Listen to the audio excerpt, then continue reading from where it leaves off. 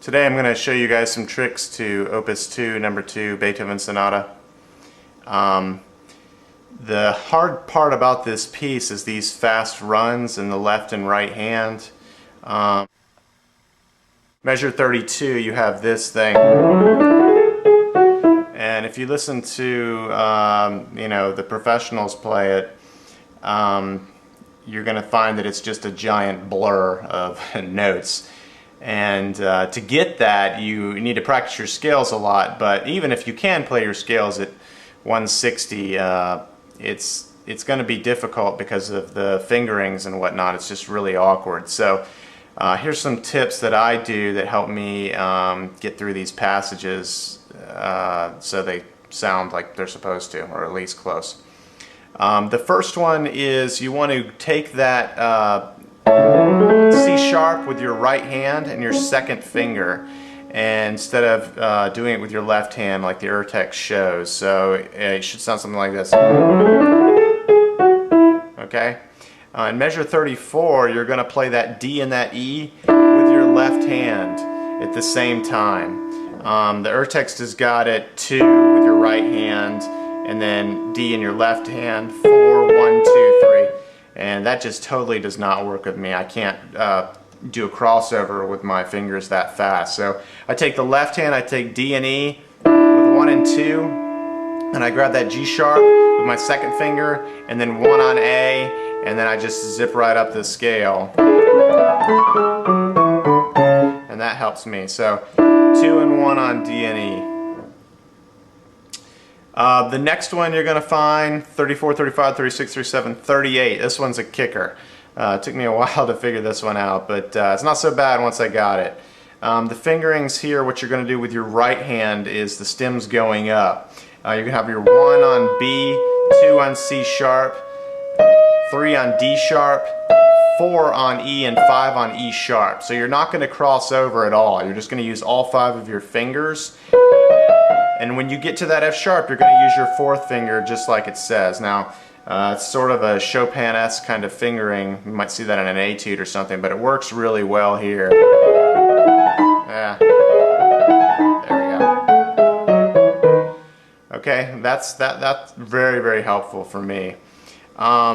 Take a look at 39, 44, measure 42. This is just sort of a thing that I just want to hear when I listen to this sonata.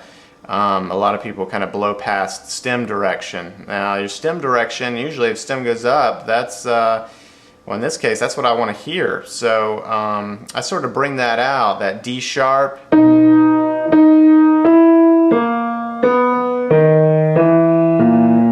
Yeah, that's sort of my melody, so I might pedal it every half measure.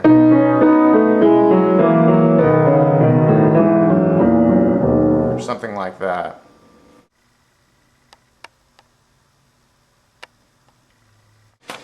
Measure 84.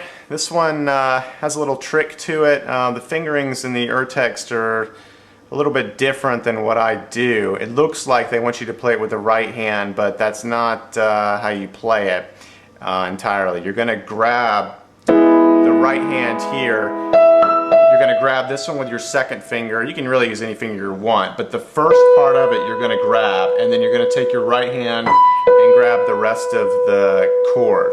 Or I guess you wouldn't call it a chord, the octave. So you're going to go E, E, E, and then grab that B with your second finger and then complete the triplet. Okay? Then grab the G sharp with your second finger, complete the triplet.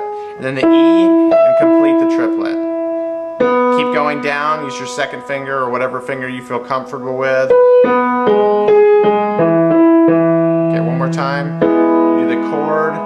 You can do this one with just your right hand, but the next one, every first note you're going to grab with your left hand on every triplet.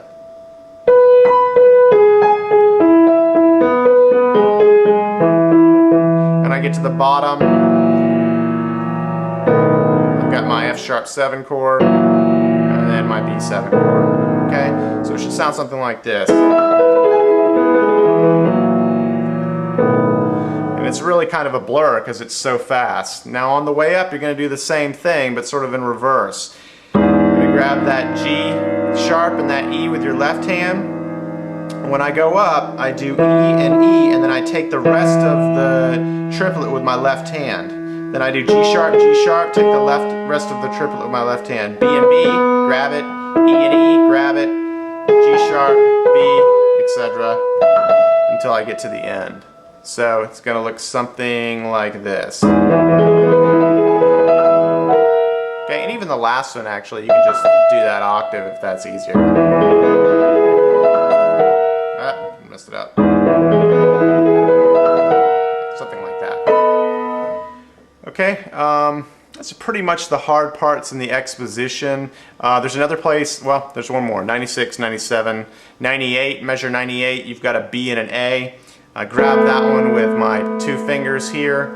Then I grab that D sharp with my second finger, and then I cross the 1. So again, you're grabbing two notes with your left hand, so your right hand is free to play the scale. The development section is pretty self-explanatory. I'm not going to go over it. It has hand crossings, but nothing too tricky. Really, the tricky part comes back again in the recap on, let's see, looks like 255. There's the same thing, or 254, you got the same thing as the exposition. That D and that E you're going to grab. Now when you get to here, I got my third finger on G sharp, and then I go down, and then I use my pinky for that A. So that one's pretty easy, but you know, the fingerings I use, I grab that D and that E, then middle finger, 1 on B, 2 on A, G sharp, my third finger. Finally in 304, well, there's a few more things. 304, you're going to do the same thing that you did in the exposition with the E. This time you're doing A, you're going to go A octave, you're going to grab that note with your left hand once again and just work your way down. It's just an A major chord. 318, it's actually a ninth. You're going to have to grab that with your left hand. You've got a D and an E. And if your hands aren't big enough, I'd like to hear how you do it. If you have arc-rich hands or something and you can play it that fast without it, my hat goes off to you, but I couldn't do it. So I come out of, you know, the measure before it, and when I come down, I'm set up. So I grab that D and that E with my left hand, and then I take that G sharp with my second finger. Now, since I'm doing a ninth here, this requires a crossover of a 3 with my left hand, which is kind of weird if you're not used to it, but then you can finish the rest of the passage. So, something like that.